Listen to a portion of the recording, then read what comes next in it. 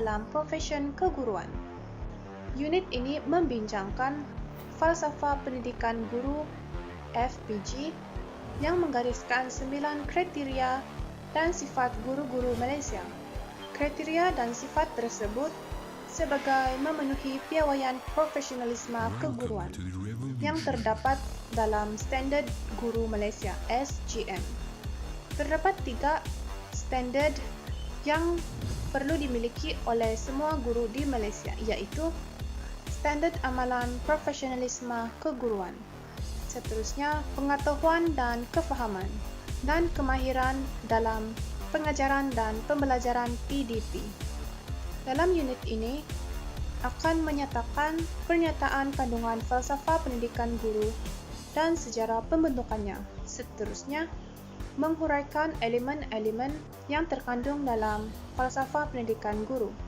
Selain itu, membincangkan kriteria keguruan sebagai kerjaya profesional. Dan yang terakhir, menganalisis komponen standard guru Malaysia. Assalamualaikum warahmatullahi wabarakatuh dan salam sejahtera. Nama saya Muhammad Ashraf bin Abdul Wahid, nombor kad matrik D2019-2091498 daripada kos ISM Pengajar Malaysia dengan pendidikan daripada kumpulan U. Okey, hari ini saya akan membentangkan tentang falsafah pendidikan guru, pemikiran dan amalan dalam profesi keguruan dalam buku modul Perkembangan Pendidikan di Malaysia, Falsafah dan Dasar. Okey, apakah yang dimaksudkan dengan falsafah pendidikan guru di Malaysia? Sebelum tahun 1982, pendidikan guru di Malaysia tidak mempunyai satu falsafah yang tersurat dalam bentuk dokumentasi. Pendidikan guru yang ada bergerak selari dengan matlamat negara yang dinyatakan dalam laporan pelajaran seperti Penyata Razak, Laporan Rahmat Talib dan Rancangan Malaysia. Pada tahun 1979 pula, Laporan Jawatankuasa Kabinet telah menetapkan hala tuju pendidikan guru di Malaysia, iaitu menghasilkan guru yang mempunyai kesedaran dan daya pemikiran untuk mengendalikan pengajaran dan pembelajaran yang secara interaktif bagi mengembangkan lagi potensi murid. 2. Melahirkan guru yang dapat membudayakan budaya ilmu dalam masyarakat maupun dalam keluarga ataupun di luar keluarga. Sehubungan dengan itu, pada tahun 1982, Kementerian Pendidikan Malaysia iaitu bahagian pendidikan guru telah menggubal dan mendokumentasikan falsafah pendidikan guru dengan rasminya objektif utama falsafah pendidikan guru tersebut didokumentasikan adalah untuk menjadikan rujukan, panduan, amalan dan wawasan kepada semua institusi yang melahirkan guru-guru di Malaysia, contohnya seperti IPG, universiti yang terdapat di Malaysia seperti awam maupun swasta yang melahirkan guru-guru dalam bidang pendidikan. Terdapat 5 elemen penting dalam FPG. Yang pertama, berperwatakan mulia. Yang kedua, berkembang maju dan berpandangan saintifik. 3. Berkomited mendengarkan aspirasi negara. Yang keempat, mengekalkan warisan budaya kebangsaan. Yang kelima, pembangunan individu dan pengekalan disiplin masyarakat yang bersatu padu. Okey, saya akan menerangkan serba sedikit tentang keterangan kandungan falsafah pendidikan guru di Malaysia. Yang pertama, berpekerti mulia. Yang kedua, berpandangan progresif dan saintifik. Yang ketiga, bersedia menjunjung aspirasi negara. Okey, apa yang dimaksudkan dengan berpekerti mulia? Seorang guru itu mestilah menjadi contoh dan sebagai suri tauladan kepada murid-muridnya. Mereka perlu mempunyai perwatakan yang mulia dan berdisiplin. Seorang guru juga menjadi ejen perubahan dalam dunia pendidikan yang sifatnya dinamik. Yang kedua, berpandangan progresif dan saintifik. Seseorang guru itu perlulah memiliki kemahiran dalam proses pengajaran dan pembelajaran untuk anak muridnya supaya mereka boleh menarik minat mereka dalam mentelaah pelajaran. Mereka juga mestilah mempunyai daya kreativiti dan inovasi yang tinggi tampil sebagai guru berpengetahuan dalam bidang-bidang tertentu. Yang ketiga, bersedia menjunjung aspirasi negara. Guru perlulah mempunyai integriti yang utuh dalam diri agar cekap, jujur, boleh dipercayai, amanah, patuh kepada negara dan mempunyai kualiti untuk melakukan tugasan. Guru juga mestilah komited terhadap tugasan yang digalaskan sebagai pendidik anak bangsa dan negara. Sekian, terima kasih. Dipersilakan saudara Osman untuk menyambung keterangan selanjutnya. Assalamualaikum semua. Saya Muhammad Osman bin Hamid dengan nombor metrik D2019 2091500. Keempat, menjunjung warisan kebudayaan negara. Perkara ini berkaitan dengan peranan seorang guru meletakkan diri sebagai role model kepada murid, ibu bapa dan juga masyarakat. Ia juga menyentuh tentang soal nilai-nilai yang menjadi warisan kebudayaan negara, sebagai contohnya menjaga kelakuan sepanjang masa. Seterusnya, yang kelima, menjamin perkembangan individu. Murid-murid sepatutnya perlu diberi peluang untuk hilap potensi mereka merangkumi aspek intelek, rohani, emosi dan juga jasmani. Contohnya, mereka bebas untuk memilih subjek elektif ataupun aktiviti core curriculum dan mereka diberi peluang untuk mengemukakan idea. Keenam, memelihara satu masyarakat yang bersatu padu. Perkara ini berkaitan dengan bagaimana guru-guru memainkan peranan dengan menjalankan elemen pembelajaran dalam kalangan masyarakat majmuk dan memastikan yang mana para pelajar yang berlainan kaum dapat berinteraksi sesama sendiri. Sebagai contohnya, guru-guru menerangkan elemen perpaduan semasa mengajar dan juga semasa menjalankan aktiviti kurikulum. Ketujuh, memelihara satu masyarakat demokratik. Murid-murid sepatutnya diberi peluang untuk membuat keputusan dan bersikap adil dalam keputusan yang mereka laksanakan, dan mereka dilatih untuk melaksanakan pertimbangan yang wajar. Contohnya, guru bertindak sebagai penasihat kepada murid untuk membuat keputusan.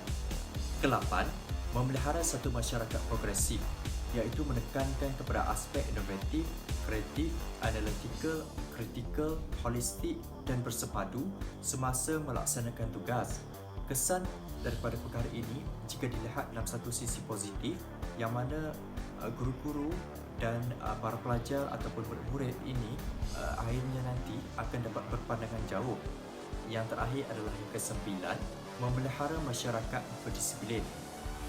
Memastikan keharmonian, keselamatan, keamanan menerusi penerapan nilai etika dan peraturan yang perlu dipatuhi oleh setiap murid.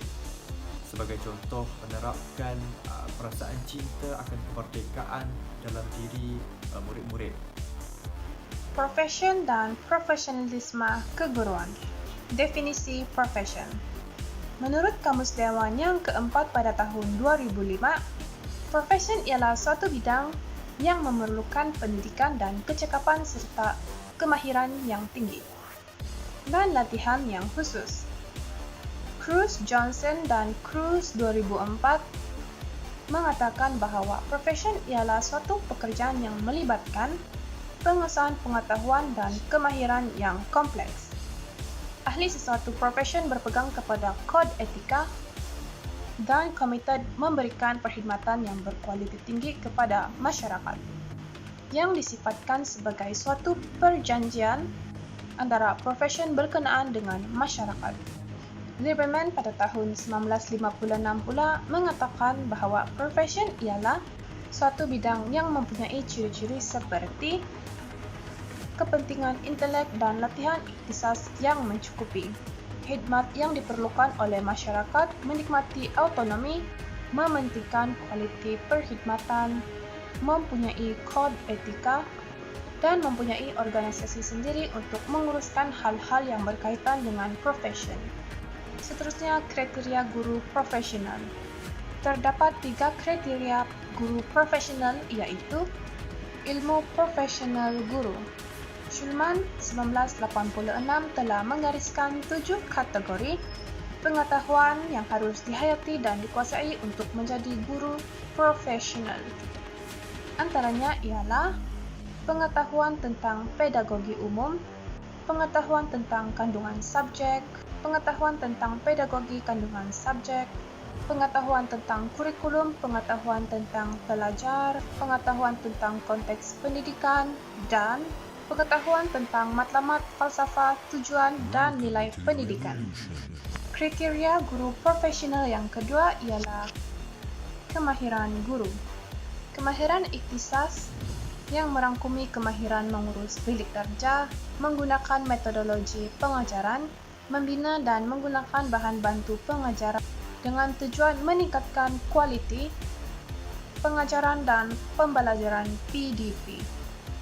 Selain itu, guru juga harus mempunyai kemahiran seperti berikut: kemahiran teknologi, kemahiran profesional, kemahiran komunikasi, kemahiran interpersonal, dan kemahiran intrapersonal.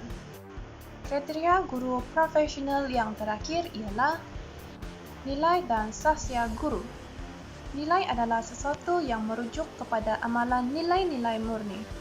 Perlakuan guru yang penyayang, berpekerti mulia, berdaya tahan, patriotik, inovatif, kreatif, motivatif, dan patuh kepada etika profesionalisme keguruan. Kriteria profesion keguruan sebagai kerjaya profesional. Kriteria yang pertama ialah kerjaya unik. Hanya guru yang berkemampuan memberi perkhidmatan terbaik untuk membangunkan personaliti, kebolehan intelek, rohani, emosi, dan jasmani pelajar secara menyeluruh, bersepadu, seimbang, dan harmoni. Walaupun kanak-kanak mempunyai ibu bapa, televisyen, dan internet, namun hanya guru merupakan pakar yang terlatih untuk mewariskan pengetahuan, kemahiran, nilai, kebudayaan, dan kepercayaan kepada generasi yang seterusnya. Sebagai contoh, guru mata pelajaran, guru pakar, dan guru cemerlang. Kriteria kedua ialah tahap pendidikan yang tinggi. Seorang guru perlu menjalani tempoh pengajian di institusi pendidikan guru selama tempoh 4 hingga 5 tahun. Hal ini kerana untuk mendalami 3 komponen utama, iaitu pertama, pengetahuan dan kefahaman. Hal ini berkaitan tentang konten kurikulum pelajar, falsafah dan matlamat pendidikan serta persekitaran pendidikan. Komponen yang kedua ialah kemahiran kaedah dan teknik. Ia merangkumi pedagogi umum, pedagogi kandungan, pengurusan bilik darjah serta ICT. Amalan nilai profesional merupakan komponen yang ketiga. Ia pula merangkumi amalan nilai-nilai murni seperti perlakuan guru penyayang, berpekerti mulia, berdaya tahan, patriotik, inovatif, kreatif, dan motivatif, serta patuh kepada etika profesionalisme keguruan. Latihan yang lama merupakan kriteria yang ketiga. Bidang kerja profesional adalah pekerjaan yang penting dan harus dilakukan dengan betul. Oleh hal yang demikian, seseorang haruslah mendapat latihan ikhtisas terlebih dahulu sebelum menceburkan diri dalam bidang tersebut. Latihan ikhtisas ini membolehkan mereka mahir dan faham akan tanggungjawab yang harus mereka pikul semasa melaksanakan tugas mereka. Sebagai contoh, seorang guru perlu mendapat latihan selama 4 tahun di universiti atau institusi pendidikan guru. Selain itu, kod etika perkhidmatan merupakan kriteria yang seterusnya. Etika ialah suatu sistem yang berkaitan dengan dasar akhlak dan tingkah laku bagi sesuatu kumpulan manusia atau organisasi. Sistem dasar ini meliputi aspek-aspek moral yang baik dan yang buruk, serta yang betul atau yang salah dengan tujuan memberi garis panduan kepada ahli-ahli yang berkenaan. Dalam konteks perguruan pula, etika yang dipegang oleh Kementerian Pendidikan Malaysia ialah Tata Susila Profesion Keguruan. Etika ini menjadi garis panduan dan dasar yang harus dipatuhi oleh semua kaki tangan perguruan. Seseorang yang melanggar etika tersebut akan dikenakan tindakan tata tertib dan dikenakan hukuman yang sewajarnya. Kriteria yang seterusnya ialah persatuan. Kebanyakan profesion mempunyai satu badan atau organisasi yang terdiri daripada jawatan kuasa, pasukan, petugas dan sebagainya. Hal ini bertujuan untuk berusaha mencapai matlamat serta meningkatkan imej profesion. Badan-badan ini mempunyai kuasa untuk mengambil tindakan terhadap ahli-ahli mereka yang telah melanggar kod etika yang telah dipersetujui. Kriteria profesion keguruan sebagai kerjaya profesional yang terakhir ialah tanggungjawab. Suatu ahli profesion diamanahkan dengan tanggungjawab terhadap semua tindakan dan keputusan yang dibuat. Hal ini disebabkan oleh perkhidmatan yang diberikan oleh seseorang profesional itu melibatkan kebajikan manusia. Maka tanggungjawab ini perlu dilaksanakan amatlah baik.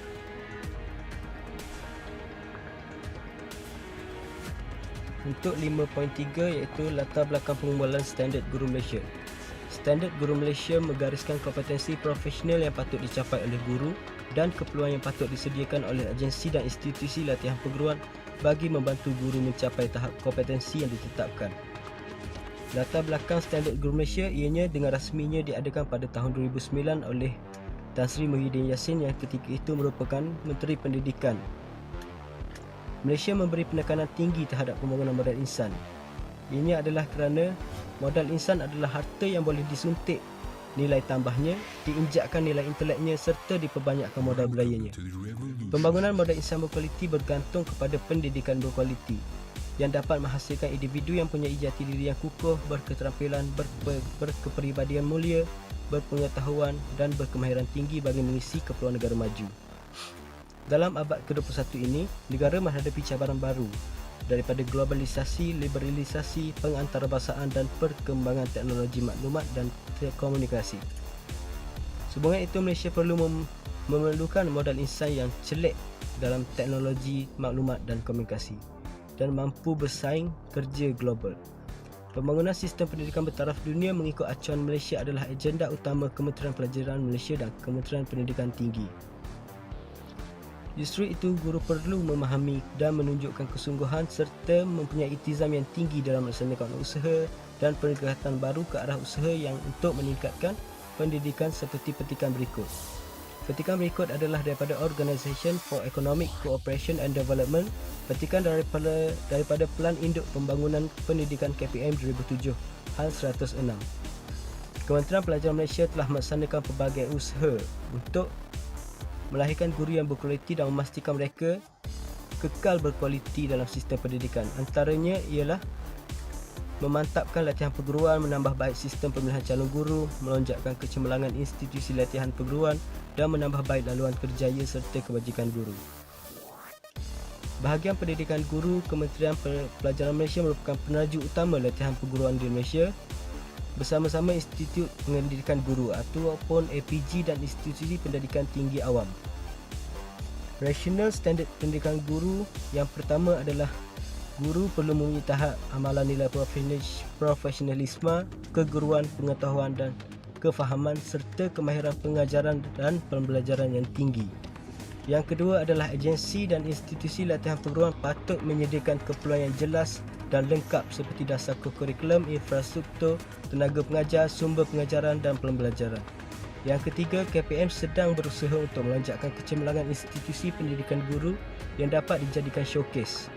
Yang keempat, Standard Guru Malaysia menggariskan kriteria dan standard am guru selaras dengan Malaysia Qualification Framework ataupun MQF yang menggariskan kriteria dan standard am pendidikan tinggi.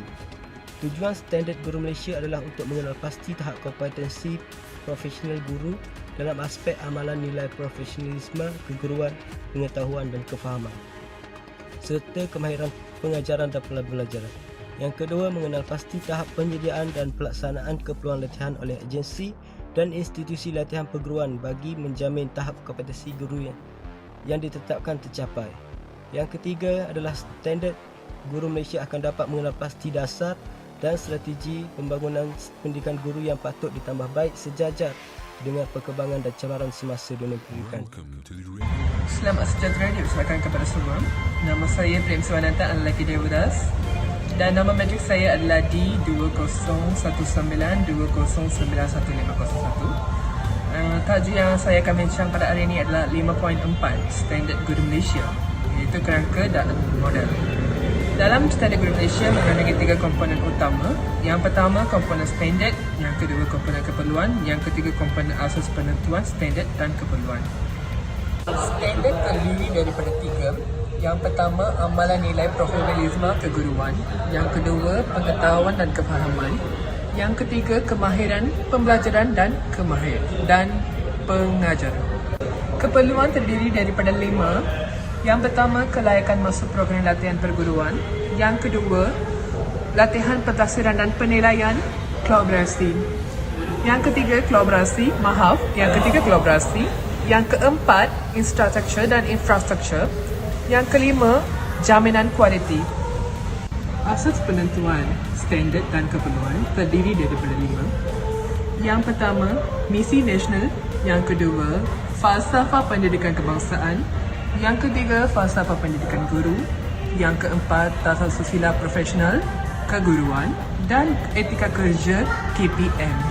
Keterangan dan contoh bagi komponen-komponen standard guru di Malaysia.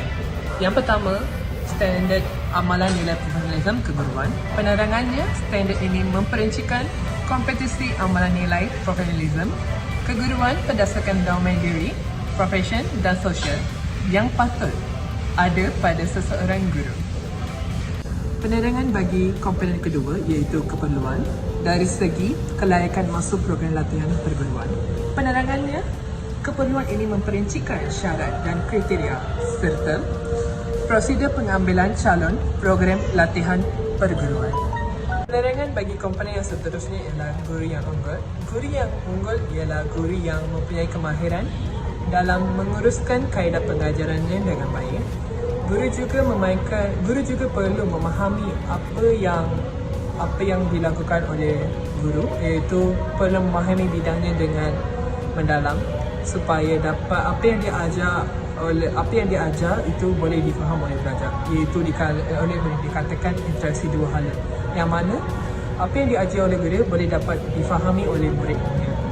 Dan juga antara ciri-ciri guru unggul ialah mempunyai kemahiran pertuturan antara murid yang bagus dan mempunyai ilmu pengetahuan yang tinggi tentang mata pelajaran yang diajar, juga dikenali sebagai guru yang unggul.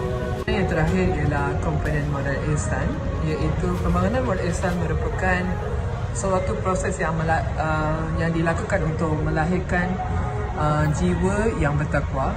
Jika tidak mempunyai jiwa yang bertakwa, hal ini boleh menyebabkan seseorang itu akan menjadi lumpuh. Serta komponen ini merupakan komponen yang paling penting untuk pembangunan modal ihsan. Sekarang saya akan membincangkan tentang modal standard guru di Malaysia. Yang pertama, guru digambarkan oleh huruf G yang diasaskan oleh Malaysia mempunyai kompetensi yang tinggi dalam aspek amalan nilai profesionalisme keguruan merupakan standard pertama, dan pengetahuan kefahaman merupakan standard kedua, serta kemahiran pengajaran dan pembelajaran merupakan standard ketiga, yang mana ketiga-tiga standard tersebut digambarkan oleh 3 lingkaran kecil yang bertindan membawa maksud ketiga-tiga aspek kompetensi yang dikuasai oleh guru adalah saling berkait dan bersepadu. Kedua pula, lingkaran besar putih yang melingkar standard menggambarkan keperluan utama yang patut disediakan oleh agensi dan institusi latihan perguruan bagi menyokong dan membantu guru mencapai standard.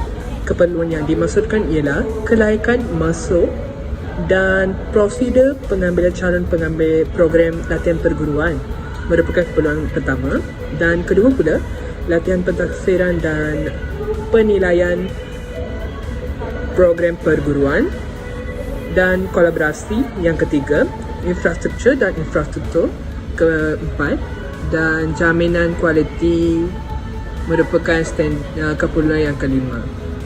Dan juga lingkaran besar yang memagar keperluan menggambarkan asas pembentukan standard dan keperluan, iaitu misi nasional, falsafah pendidikan keguruan, falsafah pendidikan kebangsaan, tata susila profesional keguruan, dan etika kerja Kementerian Pelajaran Malaysia.